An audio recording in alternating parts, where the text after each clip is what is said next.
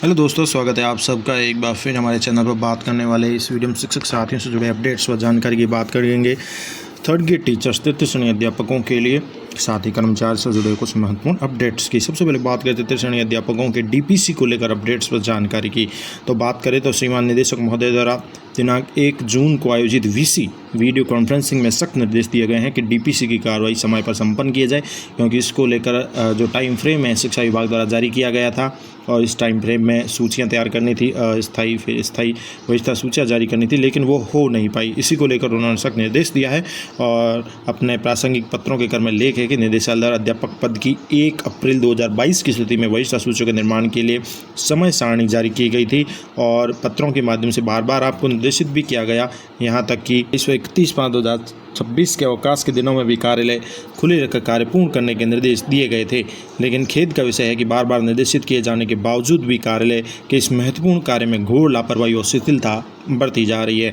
आज दिनांक 1 जून 2028 को श्रीमान निदेशक महोदय आयोजित वीसी में इस विलंब पर गहरी नाराजगी व्यक्त की गई है और सख्त निर्देश प्रदान किए गए हैं कि संभाग स्तर पर किसी भी परिस्थिति में दिनांक 10 जून तक मिश्रित वरिष्ठता सूची जारी की जानी है। तो ये थर्ड ग्रेड शिक्षकों के लिए बड़ी अपडेट है कि जल्द ही इस पर कार्य किया जाएगा, क्योंकि आगे से निदेशक महोदय से फिर सख्त निर्देश दिए गए हैं सभी संभाग स्तर पर अधिकारियों को कि जल्द से जल्द इनकी मिश्रित वरिष्ठता सूची तैयार की जाए और आगे का कार्य हो सके। तो ये डीपीसी को लेकर बड़ी अपडेट्स है।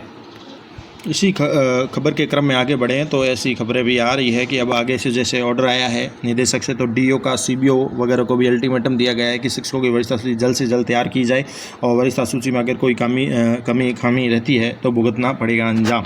तो इसको लेकर तैयारियां अब शुरू हो चुकी है। डीपीसी को लेकर है कि शिक्षा विभाग में सुस्त रफ्तार से काम करने की आदत अधिकारियों संस्था प्रधानों पर भारी पड़ने वाली है। जिला शिक्षा अधिकारी प्रारंभिक शिक्षा ने भी मंगलवार को कड़ा रुख अपनाते हुए सभी अपने ब्लॉक मुख्य शिक्षा अधिकारी जो होते हैं सीबीओ, उनको भी सख्त आदेश दिया है कि ये कार्य जल्द से जल्द किया जाए।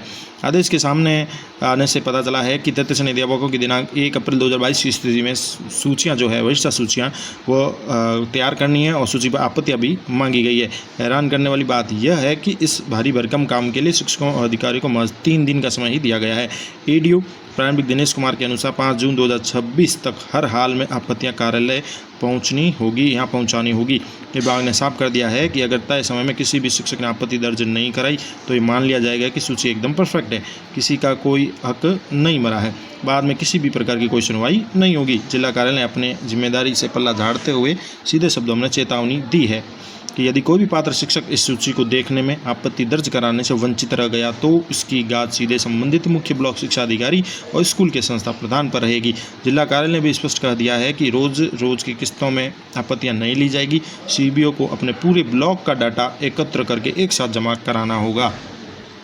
ये खबर है जिला शिक्षा अधिकारी गंगानगर से। बात करें तो पूरी खबर वैसे सभी के ऊपर लागू होती है, क्योंकि ये डीपीसी का कार्य हर जिले स्तर पर होगा और आगे से निर्देश आए हैं तो जल्द से जल्द ये कार्य सभी जिला स्तर पर कंप्लीट करना होगा। अस्थायी वरिष्ठता सूचियाँ निर्धारित करना है, फिर उस पर आपत्तियाँ लेनी है। पुरानी फाइल पर काम तेज गति से चाहिए। मामला भले ही साल 2022 की वरिष्ठता सूची का हो, लेकिन निदेशालय बीकानेर से 11 मई को आए पत्र के बाद जिला कार्यालय अचानक हरकत में आए हैं। अब नीचे का अधिकारी और संस्था प्रधानों के सिर पर जिम्मेदारी का जो है ऐसा ठीकरा फोड़ा गया है कि उनके पसीने छूट रहे हैं। इतने कम समय में सभी स्कूलों के शिक्षकों को तक सूची पहुंचाना, उनसे आपत्ति लेना, दस्तावेज की जांच करना, जिला मुख्यालय भेजना एक टेढ़ी खीर से कम नहीं है। देखना यह है कि इस शॉर्ट डेडलाइन के चक्रव्यूह में कितने शिक्षकों का हक बच पाता है और कितने अधिकारी इसकी चपेट में आते हैं।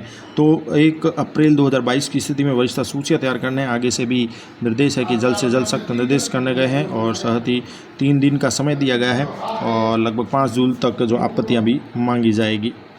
तो ये डीपीसी को लेकर बड़ी अपडेट्स है कि कार्य आगे शुरू हो रहा है, आगे से सख्त निर्देश दिए गए हैं। इसके साथ ही बात करेंगे हम टेट को लेकर अपडेट्स की। टेट की तलवार से कई शिक्षक चिंतित है।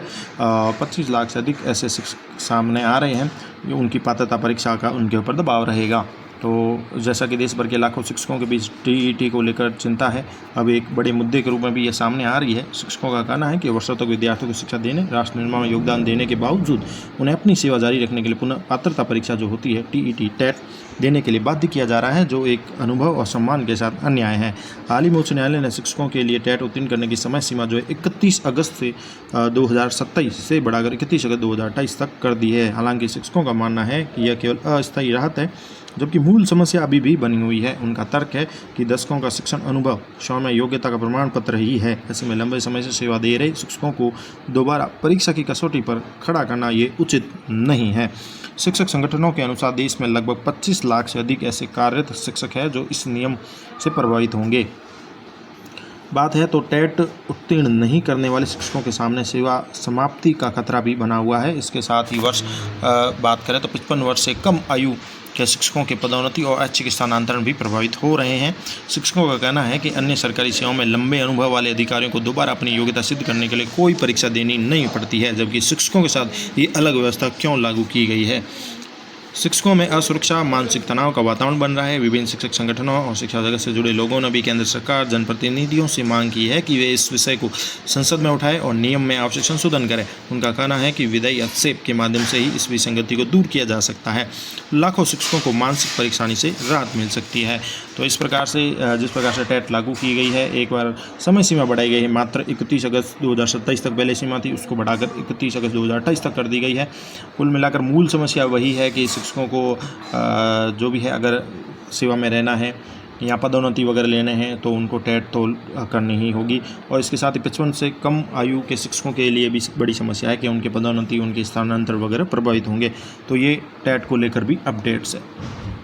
धन्यवाद। वीडियो अच्छा लगे तो लाइक करें, शेयर करें, सब्सक्राइब करें। आगे भी एजुकेशन कर्मचारी से जुड़े अपडेट्स